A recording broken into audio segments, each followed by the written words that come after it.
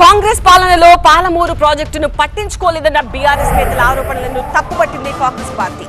పనులు పూర్తి కాకుండా ఎవరైనా మోటార్లు ఆన్ చేస్తారా అని మండిపడింది. 2.5 సంవత్సరాలైనా కూడా ఎక్కడ వేసిన గొంగళి అక్కడనే ఉంది. ఒక తట్టెడు మన్ను చేయలేం లేదు. పాత బిల్లు ఇచ్చి ఇంత అయిందంతని చెప్తుండ్రు. మోటార్లు రెడీగా ఉన్నా జస్ట్ ఆన్ చేస్తే నిండిపోతాయి. ఆన్ చేస్తే 40-50 టీఎంసీ నీళ్లు రిజర్వాయర్లలో ఉంటాయి. గ్రౌండ్ వాటర్ ఎరుగుతుంది. చేపలు పెంచుకోవచ్చు. గొర్రెలకు ఆవులకు మేత అన్ని రకాల ప్రయోజనాలు ఉన్నా కూడా పెట్టిన మోటార్లకు కనీసం ఆన్ చేయ కూడా చేయలేదు ఈరోజు వరకు కూడా.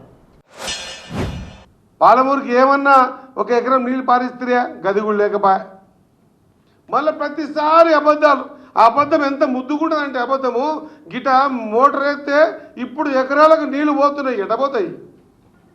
ఏడాడ కాంట్రాక్ట్ పనులు చేస్తే పైసలు తొందరకు వస్తే ఒక్కటి చేసుకుంటారు. కాలువలు కంప్లీట్ కాకపోయా. సెకండ్ పంప్ తర్వాత మీకు కెనాల్ కంప్లీట్ కాకపోయా. టన్నెల్ కంప్లీట్ కాకపోయా. ప్రతిదీ కూడా అబద్ధం అబద్ధం అబద్ధం.